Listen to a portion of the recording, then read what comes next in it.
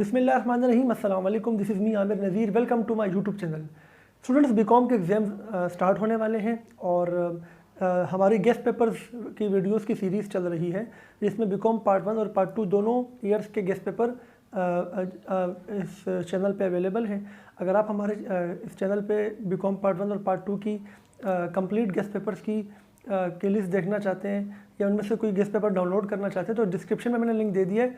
तमाम guest papers की videos का भी लिंक मौजूद है और तमाम प्लेलिस्ट का भी आपको लिंक मिल जाएगा। आज जो हम इस वीडियो में बात करेंगे वो हम इस्लामियात इन पाकिस्तान स्टडीज़ की बात करेंगे, जो कि बीकॉम पार्ट 1 के आपके 2 सब्जेक्ट्स हैं। इस्लामियात 60 मार्क्स का आता है, जिसमें आपको 3 क्वेश्चन करने होते हैं आउट ऑफ 5, और पाकिस्तानी स्टडीज़ में आपको 2 क्वेश्चन करने होते हैं आउट ऑफ 5, जो कि 40 मार्क्स का पेपर आता है। दोनों पेपर अलग अलग आते हैं, लेकिन इसका गेस्ट पेपर बनाना इसलिए ज़रूरी था क्योंकि बहुत सारे स्टूडेंट्स कह रहे थे कि हमें इस्लामियात एंड पाकिस्तान स्टडीज़ का भी गेस्ट पेपर आप बना के दें, तो इसलिए मैंने ये वीडियो इस बनाने का मकसद इस वीडियो को यही है। अगर आप ये गेस्ट पेपर डाउनलोड करना चाहते हैं तो इसका भी डिस्क्रिप्शन में लिंक मौजूद है, आप वहाँ से डाउनलोड करें। मैं आप लोग को थोड़ा सा इन सब्जेक्ट्स के हवाले से गाइडलाइन देना चाहता हूँ इस वीडियो में कि ये जो गेस्ट पेपर में क्वेश्चन हैं इसको अपने याद कैसे करना है, और मैं थोड़ा सा इसको एग्जामिन करूँगा इस गेस्ट पेपर को, और थोड़ा सा मैं आपको बताऊँगा कि किस तरीके से आप अपनी इन दोनों सब्जेक्ट्स की तैयारी कर सकते हैं।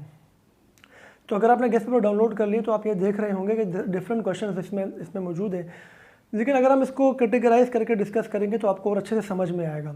सबसे पहले हम इस्लामियात की बात करते हैं। इस्लामियात में 4 तरह के क्वेश्चन आते हैं, ठीक है ना। 4 तरह के क्वेश्चन आते हैं और आपने इन चारों कैटेगरीज़ को अब मैं डिस्कस करने लगा हूँ, तो आप लोग अगर इस वीडियो को ज़रूर अंत तक देखें ताकि आपको ये समझ में आ सके कि गेस्ट पेपर्स में जो क्वेश्चन है वो किस कैटेगरी का कौन सा क्वेश्चन है और मुझे याद कैसे करना है। सबसे पहले जो पोर्शन है वो कुरान और हदीस का है। कुरान और हदीस की आपको तर्जुमा लिखना होता है उर्दू में, अरबी आती है, तर्जुमा लिखना होता है। तो आपके पास पेपर्स में जितने भी कुरान और हदीस आ चुकी हैं उन्हीं में से जो ज़्यादा रिपीटेड हैं, जो बार बार आई हैं, आपने उन्हीं के तर्जुमे याद करने हैं। तर्जुमे में आपको मिस्टेक एक आप वर्ड की भी मिस्टेक नहीं कर सकते, क्योंकि अगर आपने कोई मिस्टेक की तो आपका पूरा आंसर गलत हो जाएगा। तो कुरान और हदीस जो जिनका तर्जुमा आपने करना है उसका गेस्ट पेपर के अंदर मैंने सिर्फ ये लिखा है कि पास पेपर से करने, क्योंकि बाकी जो क्वेश्चन है वो आपको मैंने बता दिए हैं। तो क्योंकि कुरान और हदीस के जो सवाल है वो कहीं से भी आ सकता है, इसलिए उसका गेस्ट करना बड़ा मुश्किल है। तो बेहतर यही है कि हम पास पेपर को ही इसमें फ़ॉलो करें। जो दूसरा पोर्शन है वो है बुनियादी अकायद का। बुनियादी अकायद के अंदर आपने कुछ अकायद को याद करना है। अकीदा तौहीद सबसे जो इम्पोर्टेंट है, अकीदा तौहीद है, ठीक है ना। दूसरा जो अकीदा है वो अकीदा ख़त्म नबूवत है, ठीक है। तीसरा अकीदा अकीदा रिसालत है, ठीक है ना। चौथा अकीदा अकीदा आखिरत है, ठीक है ना। तो ये 4 अकीदे आपने लाजमी याद करने हैं, यानी अकीदा तौहीद, अकीदा ख़त्म नबूवत, अकीदा रिसालत, ठीक है, और अकीदा आखिरत। याद इस तरह से करना है। तो पहले तो आप अब इसको करने का तरीका है कि पहले आपने इसके लग़वी मायने बताने होते हैं कि मतलब क्या है, आखिरत के मायने क्या है, या तौहीद के मायने क्या है, फिर इस्लाम के अंदर इसके क्या मायने हैं, फिर आपने कुरान और हदीस की रोशनी में इसका जवाब देना है। इसका मतलब ये कि आपने कुरान मजीद की कम से कम एक आयत ज़रूर लिखनी है इसके सपोर्ट में। इस अकीदा तौहीद है, इसमें तो आप सूरह इखलास का तर्जुमा लिख सकते हैं।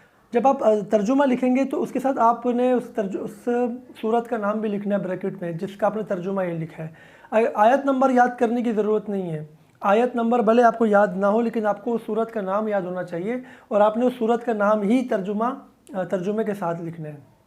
इसी तरीके से जब हदीस आप बयान करेंगे तो हदीस में बेहतर है अगर आपको ये पता हो कि सुनन निसाई की हदीस है, अबी दाऊद की है, जामे तिरमिज़ी की है, ठीक है ना, इब्ने माजा की है, कौन सी बुक की है हदीस है। अगर आपको वो मालूम है तो आप लिख दें, अगर आपको नहीं मालूम तो आप फिर ना लिखें। गलत लिखने से बेहतर है कि आप ना लिखें।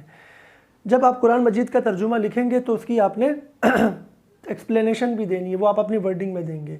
इस तरीके से जब आप हदीस लिखेंगे उर्दू में तो आपने उसकी एक्सप्लेनेशन भी देनी है अपनी ओन वर्डिंग में, ठीक है ना।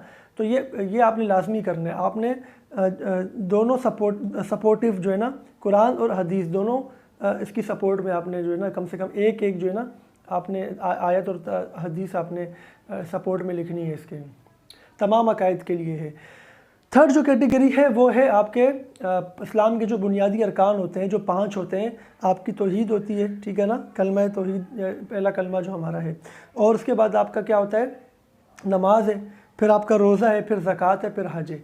ये 5 आपके बुनियादी अकायद होते हैं, ठीक है ना। तो सबसे जो पहला अकीदा है वो आपका अकीदा तौहीद में कवर हो गया, जो आपने इससे पहले वाली कैटेगरी अभी हमने डिस्कस की।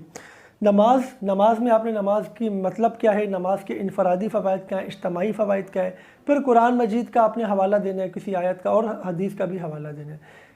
इसी तरीके से रोज़े के बारे में भी आपने इसी तरीके से याद करना है। ज़कात के बारे में भी, ज़कात के फिर अपने मसारिफ़ याद रखने, ज़कात के मसारिफ़ कितने होते हैं, कौन कौन से ज़कात के इनफरादी फ़वाइद क्या हैं, इज्तमाई फ़वाइद क्या हैं। और हज के भी आपने इसी तरीके से फ़वाइद बताने, माशरती फ़वाइद, और आपने इनफरादी फ़वाइद बताने। और इनकी सपोर्ट में कुरान और हदीस की कम से कम एक आयत और एक हदीस लाजमी पेश करनी है। यानी ये तमाम जितने भी बुनियादी अरकान हैं इन सब में करना इस तरीके से आपने। उसके बाद जो आखिरी कैटेगरी है वो हुकूक की कैटेगरी है। हुकूक के अंदर हुकूकुल इबाद जिसे हम कहते हैं, हुकूकुल इबाद में आपका जो है वो वालिदैन के हुकूक व फ़राइज़ हैं, आपके जो है वो पड़ोसियों के हुकूक व फ़राइज़ हैं, उस्ताद के हुकूक व फ़राइज़ हैं, ठीक है ना। तो ये कुछ 4 से 5 हुकूक व फ़राइज़ आपने याद करने हैं। और हुकूक व फ़राइज़ के साथ साथ जैसे अदल व इंसाफ़ है, मसावात है, अख़ुवत है, ये भी हुकूकुल इबाद में आते हैं ना। यानी किसी के साथ बराबरी का सलूक करना, अदल व इंसाफ़ करना, ये तो हुकूकुल इबाद में आते हैं, ठीक है ना। और इस तरीके से भाईचारा हो गया। तो ये कुछ 5-6 टर्म्स जो मैंने आपको बताई, जो गेस्ट पेपर में आपने पढ़ ली होंगी, या अगर आप देखें उसको, आपने जो है इस तरीके से याद करना है। सबसे पहले कुरान और हदीस के तर्जुमे जो कि पास पेपर के, उसके बाद अकायद, ठीक है ना, उसके बाद जो आपके बुनियादी अरकान हैं हमारे 5 वो, उसके बारे में, और उसके बाद में हुकूकुल इबाद के बारे में। तो इस तरीके से आपने पेपर याद करना है। याद भी आसानी से हो जाएगा। मिक्स क्वेश्चन याद करोगे, कुछ वहाँ से कुछ यहाँ से, तो आपको ज़्यादा प्रॉब्लम होगी। ये कर सकते हो, जो आपको कम इंपॉर्टेंट लगे वो आप छोड़ सकते हो। तो इस तरीके से ये करने हमने तकरीबन 2 घंटे का पेपर होता है, 3 सवाल होते हैं। तो आधे घंटे में भी अगर आपका एक सवाल हो जाता है तो 1.5 घंटे में आपका पेपर हो जाएगा। इसी तरीके से अगर हम मुताला पाकिस्तान की बात करें तो उसको भी हम कैटेगराइज कर लेते हैं। मैंने आपको गेस्ट पेपर में सवाल तो बता दिए हैं, बेसिकली मैं डिस्कस इसलिए करूँ ताकि आपको याद करने में आसानी हो। तो 2 तरह के सवाल होते हैं। 1947 में पाकिस्तान आज़ाद हुआ था, तो 1947 से पहले के सवालात और 1947 से बाद के सवालात। और तीसरी कैटेगरी है मौजूदा सवालात, यानी before independence, after independence and present scenario या प्रेजेंट क्वेश्चंस, ठीक है ना। ये 3 हिस्सों में आप कैटेगरीज को हमने डिस्ट्रीब्यूट कर दिया।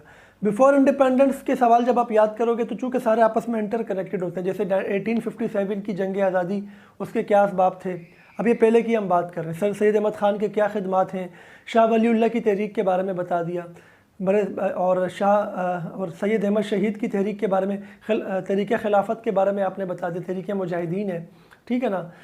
अल्लामा इकबाल की क्या कंट्रीब्यूशन है पाकिस्तान के बनाने में, कायद आज़म की क्या कंट्रीब्यूशन है। All this things are basically before independence, ठीक है ना। तो इस तरीके से आपने एक तरफ कर दिया ये सवाल कि भाई ये सवाल कर दिया मैंने। दूसरा है आफ्टर इंडिपेंडेंस। अब इसमें क्या है, पाकिस्तान को क़याम के बाद किन मसाइल का सामना करना पड़ा।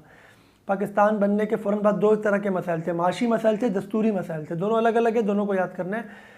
1973 का जो आइन था उसके बारे में आपने याद करना है। 1949 के करारदाद मकासिद हो गया, जैसे इस तरीके से 1965 की जंग आज़ादी हो गई, जो इंडिया के साथ जंग थी, पाक इंडिया जंग 1965 और 1971 हो गई, ठीक है ना। ये आपने जो है आपने याद करने। और इसके अब इस तरीके से चलते चलते जब हम आएंगे करंट सिनेरियो में, करंट में ये कि पाकिस्तान में तवानाई के कौन कौन से वसाइल हैं इस वक्त, तवानाई के कौन कौन से मसाइल हैं इस वक्त, या वसाइल हैं, दोनों आ सकते हैं, ठीक है ना। इसके अलावा पाकिस्तान के जो है वो मौजूदा जो सियासी बहरान के ऊपर सवाल आ सकता है कि इस वक्त जो पाकिस्तान में पॉलिटिकल डिसेबिलिटी है, ठीक है ना, पॉलिटिकल अनस्टेबिलिटी है, तो बेसिकली वो उसके क्या वजूहात हैं या उसको कैसे हम ओवरकम कर सकते हैं, ठीक है ना। सी पैक के ऊपर आ सकता है कि सी पैक की क्या इंपॉर्टेंस है पाकिस्तान की इकनॉमिक डेवलपमेंट के अंदर, पाकिस्तान के लिए क्यों ज़रूरी है ये, बैरूनी कर्ज़े जो है पाकिस्तान में उनको ख़त्म करने के लिए क्या इक़दाम करने चाहिए। तो प्रेजेंट जो करंट सिनेरियो है उसके क्वेश्चन भी हैं। तो आप इस तरीके से याद करेंगे ना कैटेगरी बना के, भाई ये बिफोर इंडिपेंडेंस, ये आफ्टर इंडिपेंडेंस, यानी 1947 से लेकर ईयर 2000 तक कर लें आप ये क्वेश्चन, और ईयर 2000 के बाद से लेकर अब तक के जो 20-22 साल हैं ये मौजूदा जो सवालात हैं, मौजूदा हालात के ऊपर सवालात हैं, ठीक है ना। पाक चीन दोस्ती पे आ सकता है, पाक इंडिया ताल्लुकात पे आ सकता है, पाक रूस ताल्लुकात पे आ सकता है, पाकिस्तान अमेरिका भी इंपॉर्टेंट है इस वक्त, ताल्लुकात पे आ सकता है। तो इस तरीके से कैटेगराइज करके आप याद करेंगे। तो 1.5 घंटे का पेपर होता है, 2 सवाल करने होते हैं और एक सवाल 20 नंबर का होता है। तो अगर आप आधे घंटे में भी एक सवाल करते तो 1 घंटे में आपका पेपर हो जाएगा। तो उम्मीद है आपको ये वीडियो पसंद आई होगी। अगर बीकॉम पार्ट 1 के मज़ीद गेस्ट पेपर्स आप डाउनलोड करना चाहते हैं या उन पे वीडियोस देखना चाहते हैं तो डिस्क्रिप्शन में लिंक मौजूद है। आप चैनल को ज़रूर सब्सक्राइब करें और बेल आइकन को भी प्रेस करें। और बीकॉम पार्ट 2 के भी आपको हमारे चैनल पे गेस्ट पेपर मिल जाएंगे, जिनके लिंक्स मैंने डिस्क्रिप्शन में दे दिए। तो इंशाल्लाह नेक्स्ट वीडियो में आपसे मुलाकात होगी। अपना ख्याल रखिएगा। अल्लाह हाफिज़।